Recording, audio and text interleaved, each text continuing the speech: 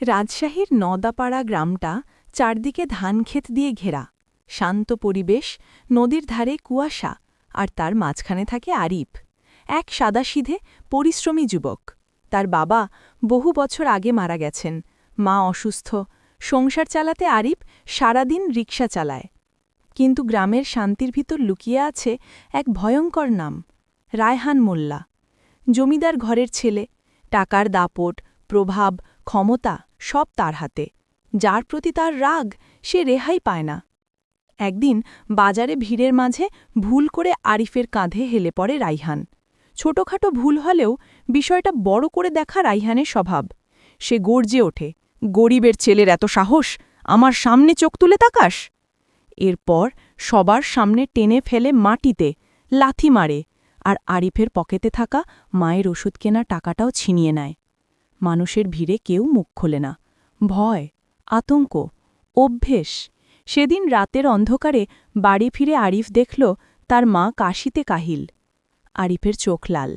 সে কোনোদিন কাউকে কষ্ট দেয়নি, অপমান করে কথা বলে না, কিন্তু আজ তার ভিতরে আগুন জ্বলছে। মায়ের হাত ধরে সে যখন ওষুধের কথা বলে, মা শুধু বললেন, বাবা, অন্যায়কে ভয় করবি না, কিন্তু সহ্যও করবি না। সেই কথায় আরিফের ভিতরের আগুন স্থির হল। সে প্রতিশোধ নেবে, কিন্তু কিভাবে? সে তো রায়হানের মতো প্রভাবশালী নয়, অস্ত্র নেই, টাকা নেই, লোকজন নেই। সেই সময়ই তাকে খুঁজে পেলেন এক রহস্যময় বয়স্ক মানুষ, ফরহাদ মাস্টার। বাজারের চায়ের দোকানে বসে পাতলা হাসি দিয়ে বললেন, ছেলে, তোমার চোখে আগুন দেখছি, আগুনকে দিশা না দিলে ঘর জ্বলে যায়। আরিফ বিস্মিত হলেও বুঝল লোকটি সাধারণ নয়। ফরহাদ মাস্টার নিজেই বললেন, প্রতিশোধের জন্য রাগ নয়, বুদ্ধি লাগে, ধৈর্য লাগে। সেই রাতেই আরিফ তার কাছে যেতে শুরু করল। দিনে কাজ, রাতে শেখা, মানুষের দুর্বলতা, ক্ষমতাবানদের ভুল, তথ্যের শক্তি সব তাকে শেখালেন ফরহাদ মাস্টার। ধীরে ধীরে আরিফ বুঝল, রায়হানকে হারাতে হলে তাকে অস্ত্র দিয়ে নয়, ভুলে ফেলে, চাল দিয়ে হারাতে হবে। তারা খোঁজ নিতে থাকে রায়হানের দুর্বলতা। জানা যায়, তার অবৈধ বালু ব্যবসা, নদীর পার দখল, জাল কাগজপত্র সবই গোপন অপরাধ। মাস্টারের নির্দেশে আরিফ রাতের অন্ধকারে সব ছবি ভিডিও তুলে নেয়। এরপর একজন সাংবাদিকের হাতে সব প্রমাণ যায়।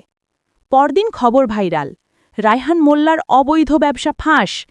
গ্রামে শোরগোল, সব জায়গার আলোচনা। এবার রায়হান ভয় পায়, কিন্তু তার রাগ আর সন্দেহ পরে সরাসরি আরিফের ওপর। এক রাতে তার লোকজন আরিফকে ধরে এনে গুদামে বেঁধে ফেলে। রায়হান চোখ লাল করে বলে, তোর সাহস দেখছি, এখন তোর মায়ের পালা। আরিফ চিৎকার করে ওঠে, মায়ের গায়ে হাত দিলে তোর শেষ। কিন্তু রায়হান পাষাণ, হেসে বলে, আমাকে কেউ শেষ করতে পারে না। ঠিক সেই মুহূর্তে দরজা ভেঙে পুলিশ ঢুকে পড়ে। আরিফ মুক্ত হয়। জানা যায়, ফরহাদ মাস্টার আন্দাজ করেই থানায় আগেই খবর দিয়েছিলেন। রায়হান আবার ধরা পড়ে, কিন্তু মুক্তি পায় কিছুদিনের মধ্যেই। তার ক্ষমতা কম নয়। আরিফ জানত, এবার শেষ আঘাত না করলে রায়হান তাকে ধ্বংস করে দেবে। তাই সে ফরহাদ মাস্টারের সাথে আরও গভীরে অনুসন্ধান করে। জানা যায়, রায়হান বহু কৃষকের জমি জাল দলিল বানিয়ে দখল করেছে, কর ফাঁকি দিয়েছে, ঘুষ দিয়ে কর্মকর্তাদের কিনে রেখেছে।